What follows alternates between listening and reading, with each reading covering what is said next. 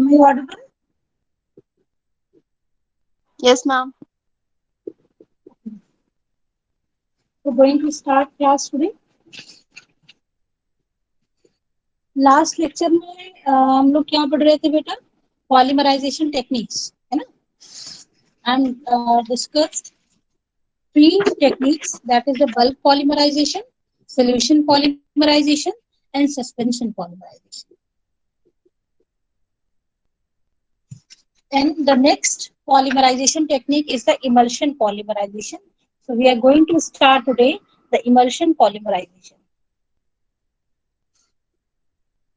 देखिए what actually happens in emulsion polymerization, like जैसे suspension polymerisation में मोनोमर को डिस्पर्स करते हैं एक्वस फेज में ना, सिमिलर केस में the monomer is dispersed in the aqueous phase in this emulsion polymerization, but it is dispersed in aqueous phase not as discrete droplets but as a uniform emulsion. जैसे suspension में क्या हो जाता है कि monomer आपका जो है एक्वस फेज में डालते हैं तो वो ड्रॉप्स में कन्वर्ट हो जाता है. यहाँ पर क्या है कि मोनोमर को एक्वस फेज में लेते हैं, लेकिन वो किस फॉर्म में होता है?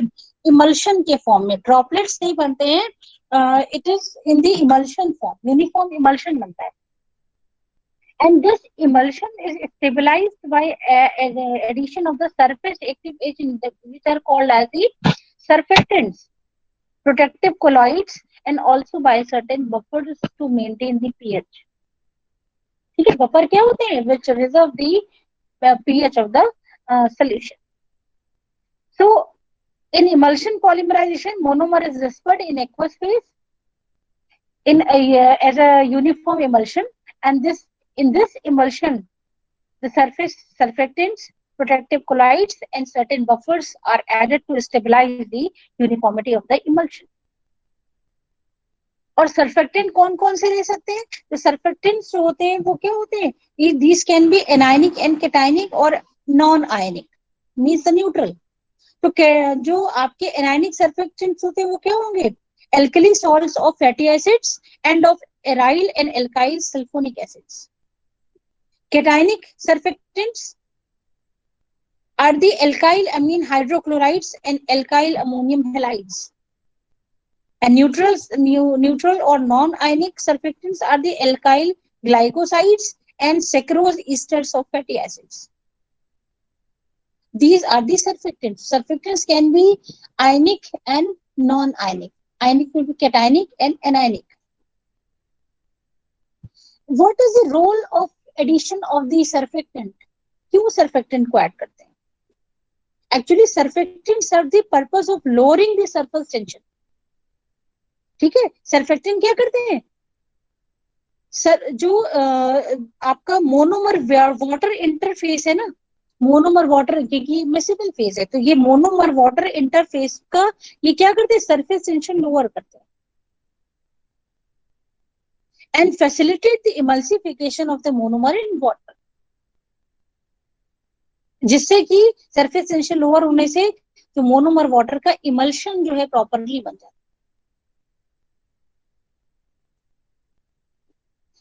है. एंड the surface देखिए, due to the low solubility the surfactants get fully dissolved or molecularly dispersed only at low concentration. केवल चूंकि सॉल्युबिलिटी कम होती है तो लो कॉन्सेंट्रेशन पे जो सर्फेक्टेंट्स होते हैं या तो कंप्लीटली डिसॉल्व होंगे या डिस्पर्स फॉर्म में होंगे. और आफ्टर एक limited concentration, after a particular concentration, अगर एक्सेस क्वांटिटी यूज करते हैं तो क्या होता है? The molecules does not gate properly dispersed but forms molecular aggregates, and this aggregate is known as micelle. ठीक है, मिसल क्या होते हैं?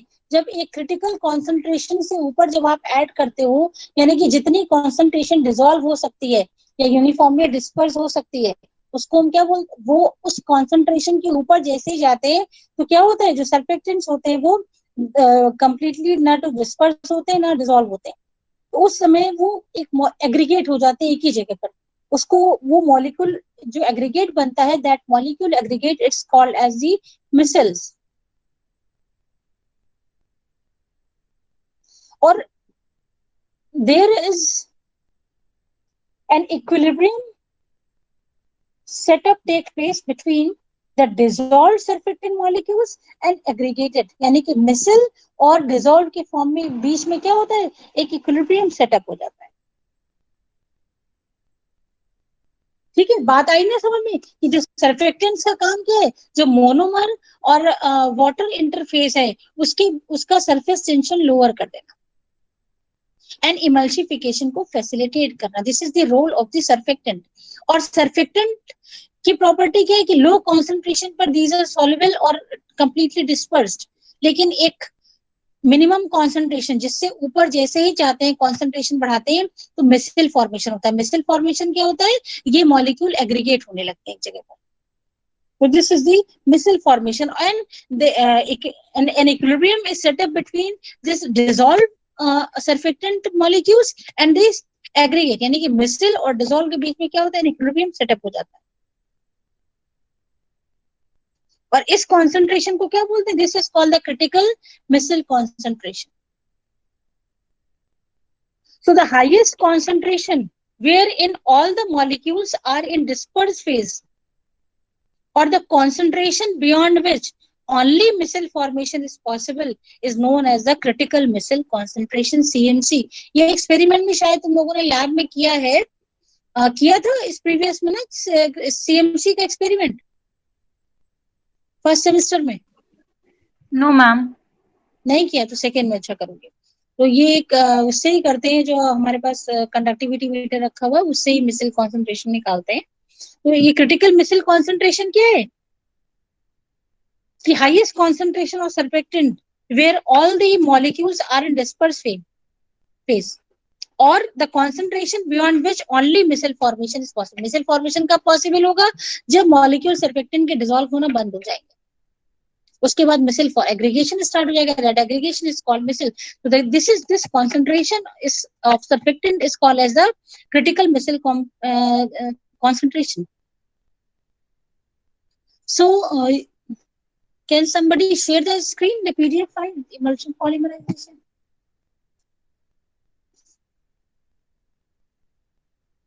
Abhishek, can you share the PDF which I have sent in the last class? And open the page, emulsion polymerization. In this emulsion polymerization, a table is given. In the table, the CMC at particular temperature of a particular anionic, cationic and non-anionic surfactant is given. किस particular temperature पे what will be the CMC of these anionic, cationic and non-anionic surfactants? देखिए होता है क्या, जो emulsifier molecules होते हैं, yes this is the table. Emulsifier molecules जो होते हैं, these are made up of two parts. कौन कौन से दो पार्ट होते हैं, एक तो polar hydrocarbon chain, non polar आपके हाइड्रोकार्बन एंड होता है, और दूसरा क्या होता है, दूसरा एंड जो होता है जो पोलर ग्रुप से अटैच होता है, जैसे CONA, NH2SCl एक्सेट्रा,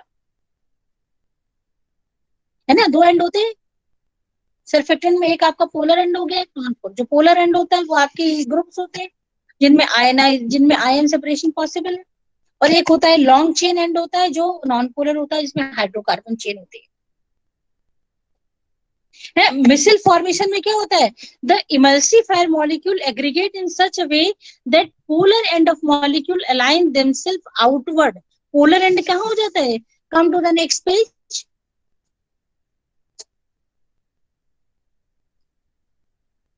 हाँ बस यही मिसल फॉर्मेशन जो सर्किल स्ट्रक्चर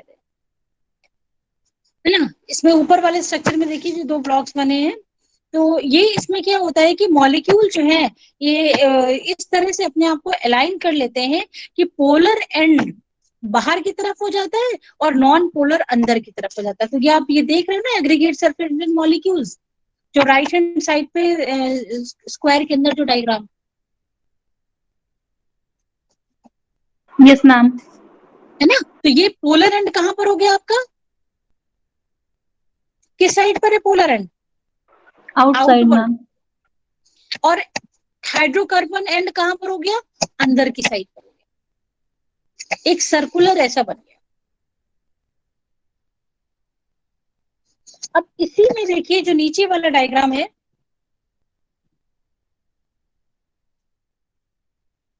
ठीक है, इसमें S naught, SM and SP, ठीक है, ये नीचे देखिए 3 ये छोटे छोटे से बने हुए, S naught, SM and SP। S naught किसको रिप्रेजेंट कर रहा है? Empty micelle. और SM किसको कर रहा है? Monomer filled micelle. और SP किसको रिप्रेजेंट कर रहा है? Growing polymer chain.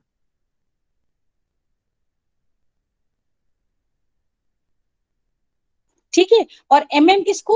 Monomer droplets and latex particle containing monomer as well as the growing polymer chain. तो होता क्या है, देखिए इसका हाइड्रोकार्बन एंड यानी कि जो नॉन पोलर एंड है वो कहाँ चला गया? अंदर चला गया। और पोलर एंड कहाँ आ गया? बाहर आ गया।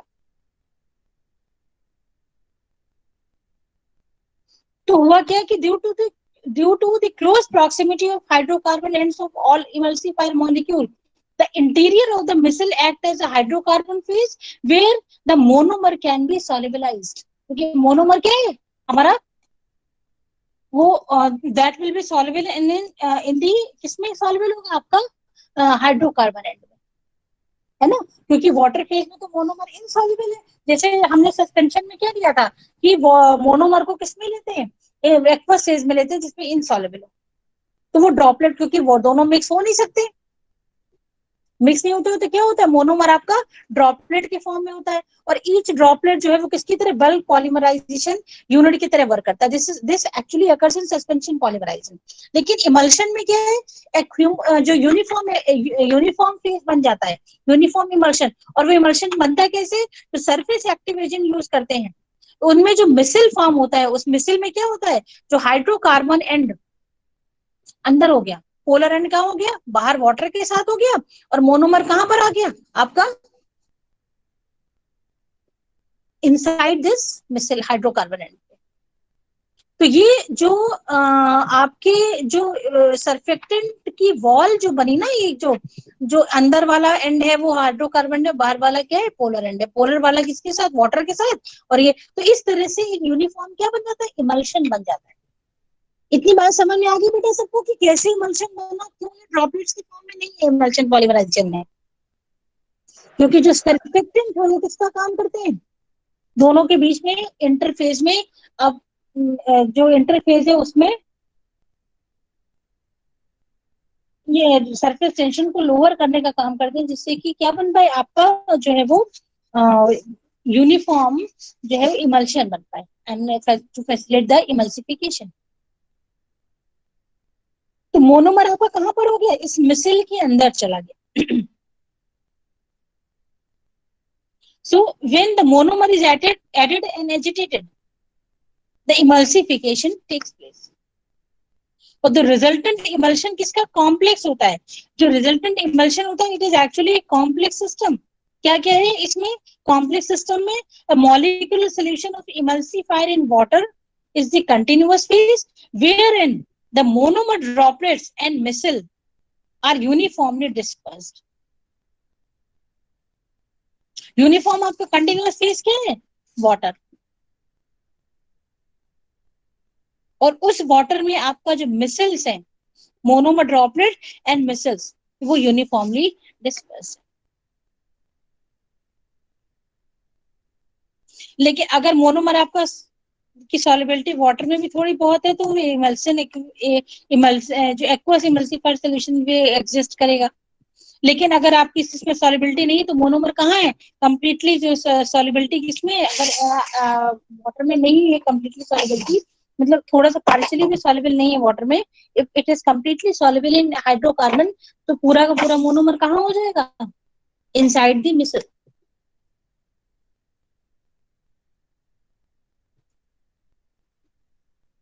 So difference between the suspension system and the emulsion system, क्या डिफरेंस हुआ दोनों में? जबकि both have monomer droplets, the emulsion system has in addition micelle in which the monomer is solubilized, ठीक है, इमल्शन सिस्टम में क्या है, आपका मिसल फॉर्मेशन होता है जिसमें कि मोनोमर सॉल्युबल होता है। तो अगर इमल्शन को सस्पेंशन में कन्वर्ट कर सकते हैं, इमल्शन सस्पेंशन कब हो सकता है, अगर हम सरफेक्टेंट की क्वांटिटी इतनी कम रखें कि वो सीएमसी जो है वो मिसल्स फॉर्म ना हो पाए, यानी कि सीएमसी से नीचे अगर रखें सरफेक्टेंट का कॉन्सेंट्रेशन जो कि सस्पेंशन में रखते हैं, तो इमल्शन फॉर्म नहीं होगा, वो क्या हो जाएगा सिस्टम, सस्पेंशन पॉलीमराइजेशन। तो अब दोनों में डिफरेंस समझ में आया कि सर जो इमल्शन पॉलीमराइजेशन है उसमें the quantity of surfactant is taken more as compared in the suspension polymerization, क्योंकि सस्पेंशन में there is no micelle formation, so the monomer exist in the form of droplets, जबकि emulsion में हम क्या लेते हैं, इतना सरफेक्टेंट लेते हैं कि वो CMC more than CMC critical micelle concentration से ज्यादा, यानी कि मिसल फॉर्मेशन हो सकती है। तो this is the basic difference between the suspension and emulsion polymerization. तो अगर हम इमल्शन पॉलीमराइजेशन में सरफेक्टेंट की क्वांटिटी कम लेते हैं कि मिसल फॉर्म ना हो पाए, then it will polymerize as suspension polymerization. The polymer will form with the mechanism of the suspension, यानी कि droplets बन जाएंगे पर polymerization will take place. Emulsion system utilize water soluble initiators such as persulfates और hydrogen peroxide. ठीक है, emulsion क्योंकि जो आपका इमल्शन में दोनों फेज है, वाटर भी है वो भी, तो इमल्शन फेज में जो इनिशिएटर लेते हैं वो कौन, इनिशिएटर, और जो वो वाटर सॉल्युबल होगा, जबकि सस्पेंशन में क्या होता है, जो वो इनिशिएटर लेते हैं वो भी क्या होता है आपका मोनोमर सॉल्युबल, है ना, तभी तो एक जो ड्रॉप है वो किसकी तरफ वर्क करता है, बल्क पॉलीमराइजेशन सिस्टम की तरफ वर्क करता है। तो emulsion system generally utilize a water soluble initiator such as persulfates और हाइड्रोजन पेरोक्साइड। और इसमें भी कौन से, जो रिडॉक्स इनिशिएटर होते हैं, redox initiator means initiator which work on the mechanism of the reduction oxidation process. These are widely used. In emulsion polymerization technique, the monomer is present as suspended. So in the emulsion polymerization, the technique, the monomer is present as suspended droplet as well as solubilized at the interior of the micelle. Droplet के form में होता है, लेकिन क्या होता है, मिसल में सॉल्युबलाइज्ड होता है। तो वो ड्रॉप कहाँ चली गई, मिसल के अंदर चली गई, और वो मिसल क्या कर रहा है, मोनोमर वाटर को ज्वाइन करने का काम कर रहा है, दोनों के बीच में इंटरफेस का काम कर रहा है, तभी वो इमल्शन फॉर्म में प्रेजेंट नजर आते हैं। ठीक है, अगर ये मिसल नहीं होता तो ड्रॉपलेट के फॉर्म में होता, लेकिन चूंकि यहाँ पर मिसल फॉर्म हो रहा है, तो मिसल फॉर्म की वजह से जो, जैसे आपको पता है कि लाइक जो है सॉल्वेंट्स डिसॉल्व दी लाइक लाइक रिएक्टेंट्स और लाइक केमिकल्स, है ना, लाइक सब्सटेंसेस, जैसे कि जो पोलर है वो आपका polar compounds will be solvable in polar solvent and non polar will soluble in non-polar solvents.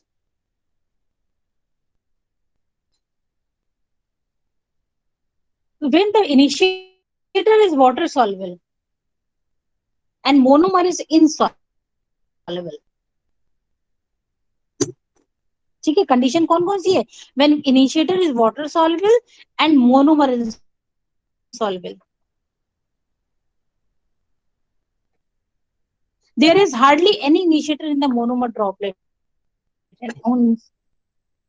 and no appreciable polymerization occurs inside the monomer droplet.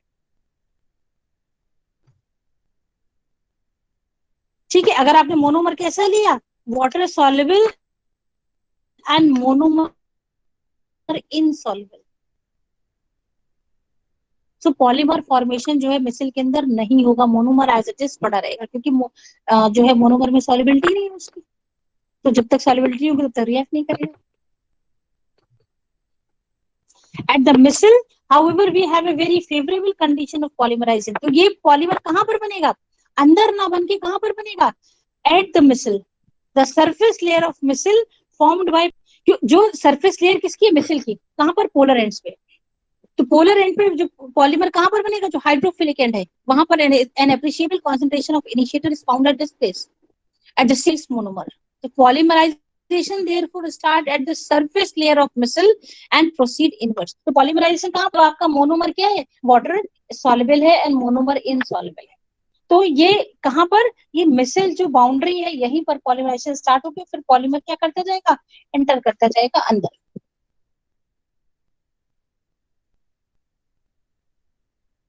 ठीक है. And when monomer inside the micelle is consumed, more monomer diffuse into the micelle from the monomer droplets present in the aqueous phase. यानी कि जो water में monomer present है वो droplet के form में, तो ड्रॉप्स अंदर डिफ्यूज होते जाएंगे.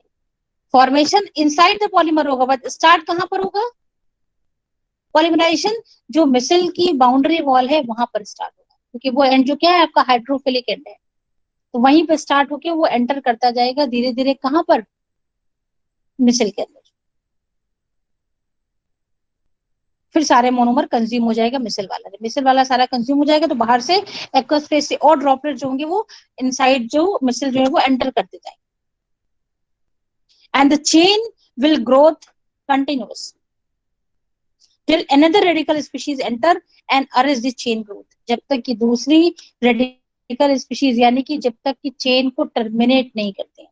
तो दूसरी रेडिकल स्पीशीज को, जो दूसरी रेडिकल स्पीशीज को मतलब क्या हुआ, देखिए जब एक इनिशिएटर आपका मॉलिक्यूल ब्रेक होता है, देन टू रेडिकल करें तो दो आपके दो, ठीक है, two radicals are generated when there is when one initiator molecule break.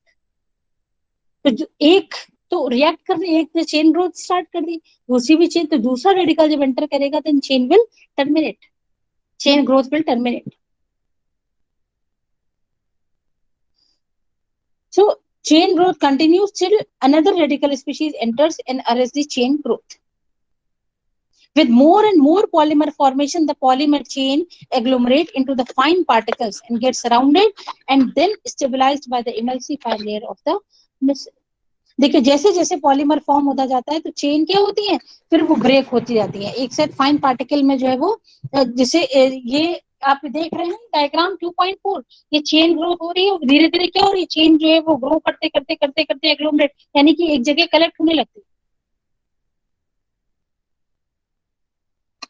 You can see the diagram 2.4 है ना, जो मिसल के अंदर ये सरफेक्टेंट मॉलिक्यूल्स हैं बाहर जो डार्क स्पॉट से दिखाए, और अंदर जो सर्किल है एम्प्टी है क्या है, दीज मोनोमर, और दीज मोनोमर ये ज्वाइंट जो दिख रहे हैं ये क्या है, this is a polymer chain. पीछे वाले डायग्राम पे आओ बेटा, पीछे वाले पेज पर आओ, हाँ ये वाला, ओके यहाँ पे आप देखिए यू कैन सी दिस, ये जो ज्वाइंट मोनोमर यूनिट्स हैं these are representing to the polymer. तो ये these polymer chain agglomerate into the fine particles and these get surrounded and then stabilized by the emulsifier layer of the micelle. जैसे जैसे polymer particle की concentration increase होती है, as the polymer particle concentration increases, ठीक है, it absorbs the monomer and swell in size. जैसे जैसे polymer की कॉन्सेंट्रेशन इंक्रीज करेगी तो क्या करेगा, ये मोनोमर को एब्जॉर्ब करते जाएंगे और स्वेल होते जाएंगे. मोनोमर एब्जॉर्ब करने का मतलब क्या है कि मोनोमर कंज्यूम हो रहा है पॉलीमर फॉर्म होने में, इनमें स्वेलिंग स्टार्ट होगी. पॉलीमर आपको पता है ना विस्कस इसमें जो पॉलीमर पहले स्वेल होते हैं देन डिसॉल्व होते हैं, तो ये स्वेलिंग होगी inside the grow swelling, inside the swelling polymer particle comes again and form the monomer droplets. जैसे एक टाइम तक तो क्या होगा कि ये मॉलिक्यूल आपके जो है मोनोमर मॉलिक्यूल जो है वो पॉलीमर के साथ अटैच होते जाएंगे, स्वेलिंग होती जाएगी और जो साइज जो है मिसल का बड़ा होता जाएगा. स्टार्टिंग में क्या होगा, साइज जो है मिसल का बड़ा होता जाएगा. एक पर्टिकुलर ऐसी स्टेज आएगी जहां पर मिसल जो है वो बस्ट हो जाएगी, इतना बड़ा हो जाएगा साइज कि मिसल जो है वो ब्रेक हो जाएगी, बस्ट हो जाएगी. ठीक है, इस समय क्या होगा, जितनी भी इमल्सिफायर मॉलिक्यूल्स हैं और जो कि मिसिल बना रहे थे वो क्या बनाएंगे, that will form an absorption layer around the polymer particle, वो पॉलीमर पार्टिकल के चारों तरफ एक एब्जॉर्प्शन लेयर बना ले। इसके बाद फर्दर सप्लाई ऑफ मोनोमर, इसके बाद मोनोमर जो क्या है, supply of the monomer to the growing chain inside the swollen polymer particle comes again from the monomer droplets. So the monomer droplets in this emulsion system therefore act only as a reservoir where from the monomer diffuses into the micelle or polymer particle as the case may be. यानी कि monomer यहाँ पे क्या होंगे, missile में enter करते जाते हैं, पॉलीमर फॉर्म हो रहा है इनसाइड द मिसिल, जैसे जैसे चेन ब्रेक होती जाती है मोनोमर कंज्यूम होते जाएंगे और फाइनली क्या होता है, दिस मिसिल बस्ट हो जाएगा और पूरा एक emulsion बन जाएगा. And at the end of the polymerization only the fine particles of the polymers are obtained, and these are stabilized by the emulsifier layer and dispersed uniformly in the aqueous phase.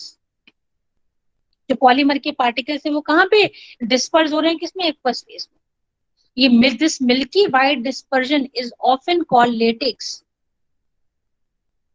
ठीक है, जो latex, जो rubber वगैरह बनते हैं ना, adhesive rubber जो बनते हैं, ये इसको जो है वो the latex can either be used as such for making adhesives, water soluble emulsions, paints, or the polymer can be isolated from the latex by destabilizing the emulsion by spray drying or by the freezing. ठीक है, या तो polymer को separate भी किया जा सकता है इमल्शन से, या इस इमल्शन को एज इट इज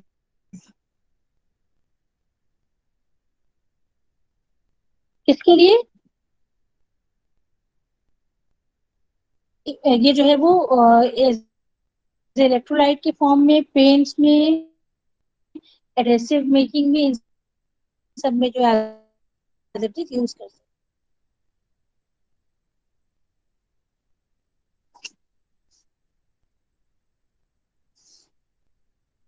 ठीक है, तो this is all about the emulsion polymerization, and this emulsion polymerization is most widely used industrial technique.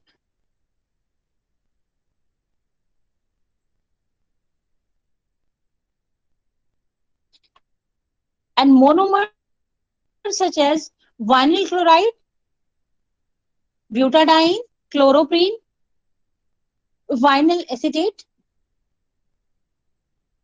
acrylates, and methacrylates are polymerized by this technique.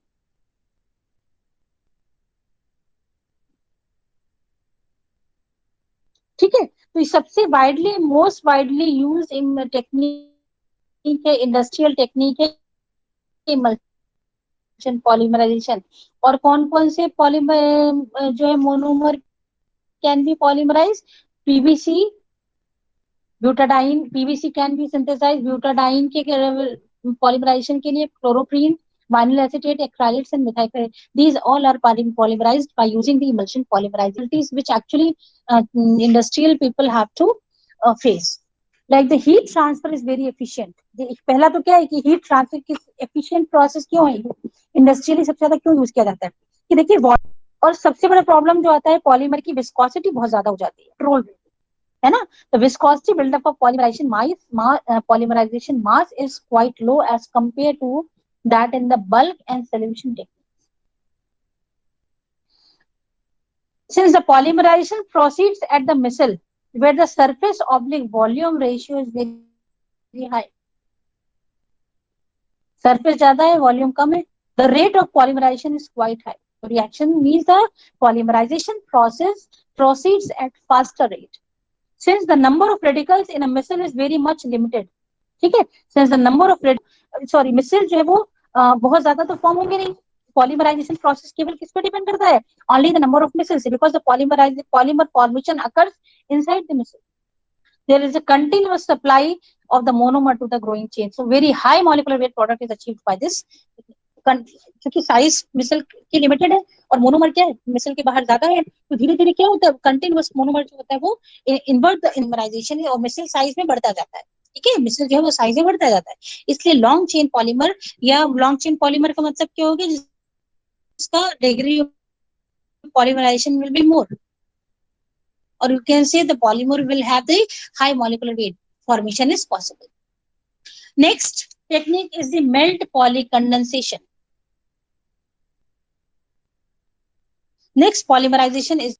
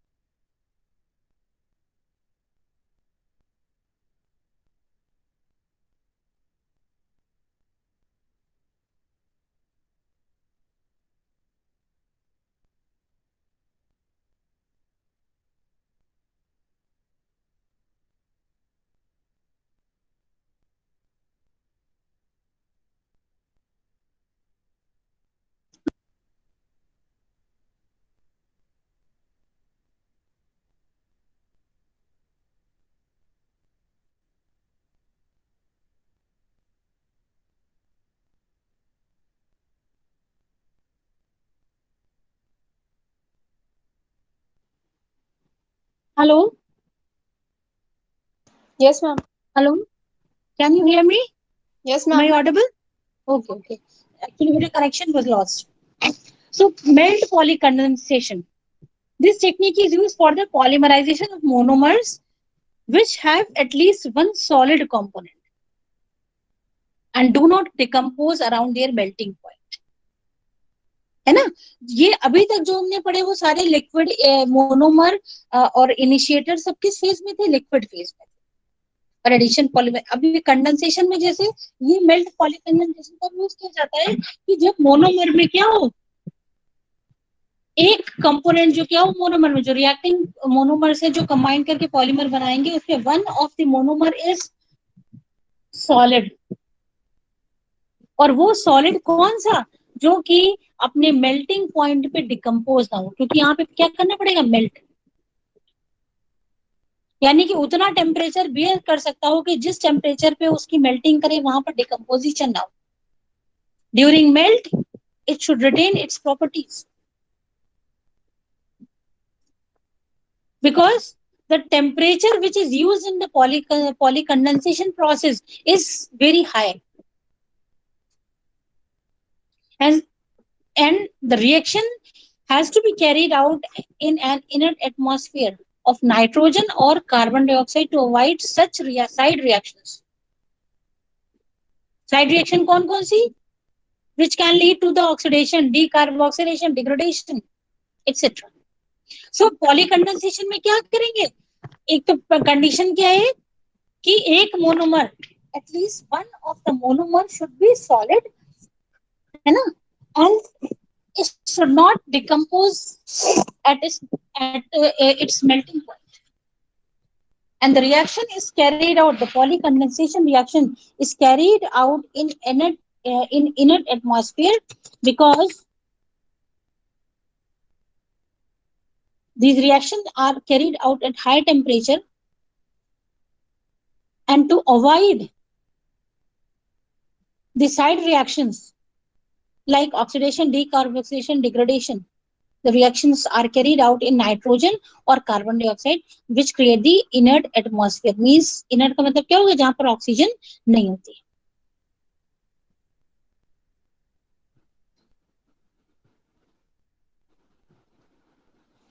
देखिए, in some cases the reaction is carried out under reduced pressure to facilitate removal of the byproduct. और ये by product removal जो होता है necessary कब हो जाता है, when the high molecular weight product is prepared.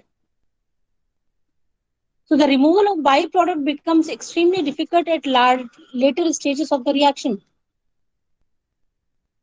क्योंकि जो विस्कोसिटी, जब पॉलीमर बन जाता है तो विस्कोसिटी क्या होती है, एक्सट्रीमली जो हाई हो जाती है, जैसे कि लाइक इन बल्क पॉलीमराइजेशन. तो बाद में जो है वो बाई प्रोडक्ट को रिमूव करना डिफिकल्ट हो जाता है. तो इसीलिए बाई प्रोडक्ट ना बने तो लोअर प्रेशर पे ही जो है वो रिएक्शन को फैसिलिटेट करना पड़ता है. So the polymer formed is in the molten state at the reaction temperature and is discharge from the reactor while hot at otherwise.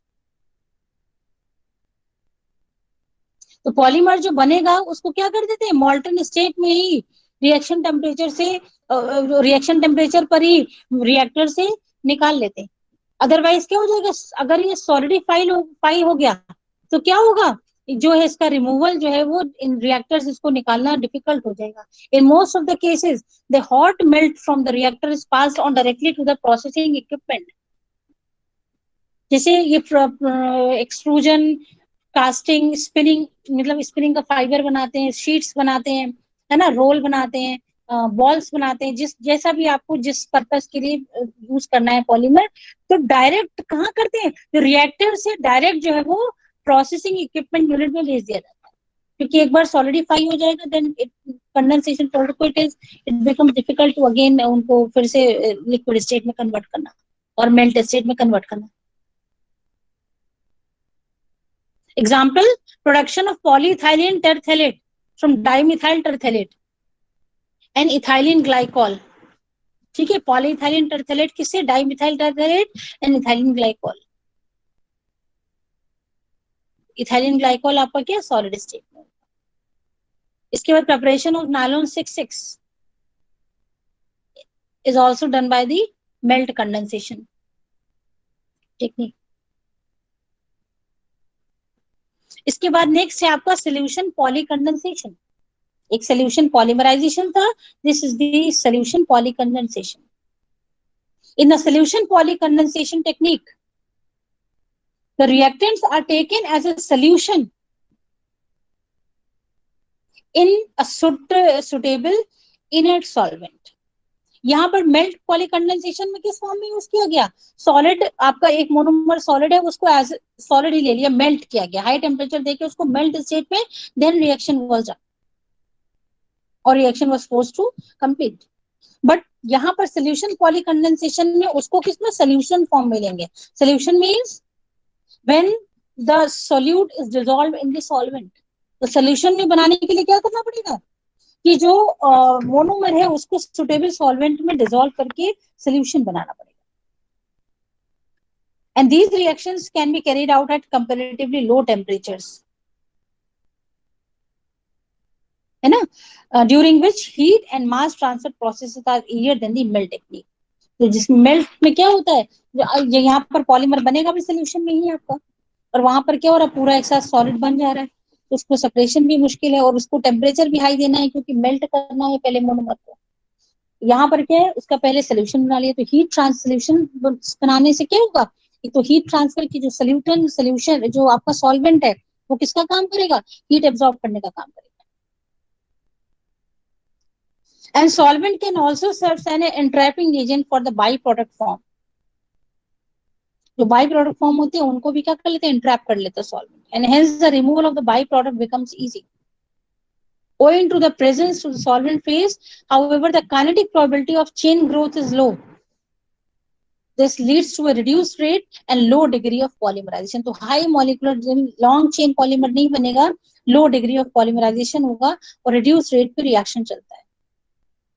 Examples क्या है? Many of the liquid polyester resins based on glycols and unsaturated dicarboxylic acids are prepared by this technique using high boiling aromatic hydrocarbons as solvent with which the water forms an azeotropic and hence can be removed easily. तो जो आपके liquid polyester resins हैं which are based on the glycols and unsaturated dicarboxylic acid are prepared by this technique. Solvent क्या use करते हैं? aromatic high boiling aromatic solvent use करते हैं, ठीक है, जो वाटर से इजीली सेपरेट किया सकता है.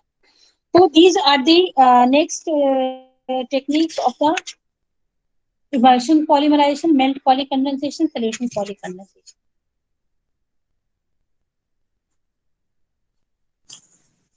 There's two techniques: interfacial condensation and solid and gas phase polymerization. Interfacial condensation तो हम लोग पढ़ सकते हैं. देखिए इसमें क्या है कि इंटरफेशियल कंडेंसेशन में क्या है कि polymerization is allowed to proceed at the interface between an aqueous and an organic medium. जैसे इंटरफेस पे कहाँ पॉलीमराइजेशन, जो आपका इमल्शन पॉलीमराइजेशन था उसमें पॉलीमराइजेशन स्टार्ट कहाँ पर होता है? इंटरफेस पे, है ना. एक्वस फेज है और ऑर्गेनिक मीडियम, यहाँ पॉलीमराइजेशन स्टार्ट, और फिर पॉलीमर आपका कहाँ पर बन रहा है? Inside the micelle चला जाता है. So the reactants having highly reactive functional groups which can readily react at ambient temperatures to form the condensation product are suited to this technique. कौन से reactant which have highly reactive functional group, जो कि तुरंत जो है react करके condensation product बनाते हैं, वो जो है वो these polymer synthesis can be followed by using the interfacial polycondensation. जैसे इसका एग्जाम्पल क्या है? Preparation of fully aromatic polyamides from terthyloyl chloride and paraphenylene diamine is a typical example. So you can see the example. इसमें सबसे पहले क्या करते हैं? जो डायमीन है, डायमीन को वाटर में डिसॉल्व कर लेंगे और एसिड को किसमें? एसिड क्लोराइड को क्लोरोफॉर्म या फिर carbon tetrachloride. So diamine is dissolved in water and acid chloride in chloroform or carbon tetrachloride. When two solutions are brought in contact with, दो solution कौन से हुए? एक तो acid chloride का जो आपका diamine solution हुआ in water और दूसरा acid chloride का chloroform या carbon. When these two solutions are brought in contact with each other, at the interface the diamine molecule diffuse into the organic phase. Diamine molecule किस में चले जाते हैं? Organic phase. ऑर्गेनिक फेज हमारा क्या? Chloroform में carbon tetrachloride. तो दो डिफरेंट सोल्यूशन जो बनाए गए वो डिफरेंट सॉल्वेंट में, एक आपका एक्वस फेज दिया गया, दूसरा ऑर्गेनिक फेज दिया गया. तो जो एक्वस फेज में जैसे डायमीन जो प्रेजेंट था वो कहाँ पे मूव कर गया? डिफ्यूजन हो गया उसका किसमें? ऑर्गेनिक फेज में. और किससे रिएक्ट किया? With the acid chloride. और रिजल्ट ये जो फॉर्मेशन हो रहा है वो कहाँ पर हो रहा है? इंटरफेस पे. जो आपका एक्वस और ऑर्गेनिक, एक्वस फेज वाटर है, ऑर्गेनिक फेज का क्लोरोफॉर्म या CCl4, इनके बीच का जो इंटरफेस है यहीं पर क्या बनेगा? The product will form. और जो बाई प्रोडक्ट बनता है जैसे HCl, इसमें बाई प्रोडक्ट बन रहा है, HCl diffuses back into the aqueous phase and get dissolve. The precipitate is formed at the interface in the form of a thin film and when removed from the system exposes a fresh surface of the acid chloride to the organic phase, resulting in the formation of fresh quantity of the polymer. Since the polymer formation at the interface is a diffusion controlled process, ठीक है, diffusion controlled processes, so the very high molecular weighted product weight can be achieved by this technique. तो इसमें actual production में क्या होता है कि दो सोल्यूशन जो होते हैं उनको प्रॉपर्ली एजिटेशन करते हैं, और होता है क्या है कि जो आपका इंटरफेस सरफेस वॉल्यूम रेशियो बढ़ जाता है. तो जैसे ही सरफेस वॉल्यूम रेशियो बढ़ेगा तो वहां पर क्या हो जाएगा? पॉलीमर फॉर्म होना स्टार्ट हो जाएगा. तो rate and degree of polymerization, जो जितना ज्यादा सरफेस एरिया होगा उतना ही rate of reaction will be faster. तो as compare to the volume surface is higher, surface volume ratio high हो जाता है, जिससे क्या हो जाएगा? rate of polymerization or degree of polymerization will become faster and high molecular weight product can be obtained. इसके बाद जो पॉलीमर बनता है वो क्या होता है? It precipitates out and under the influence of high speed agitation forms slurry. जब उसको हाई स्पीड पे एजिटेट करते हैं तो क्या बनता है? स्लरी बन जाती है। और उसके बाद आइसोलेट करके स्लरी से और जो है वो वॉश कर लेते हैं and the product is obtain. तो this is all about the liquid solid. इसके बाद जो देखिए या तो लिक्विड लिक्विड फेज में होगा या लिक्विड सॉलिड फेज में होगा या फिर सॉलिड एंड गैस फेज में रिएक्शन।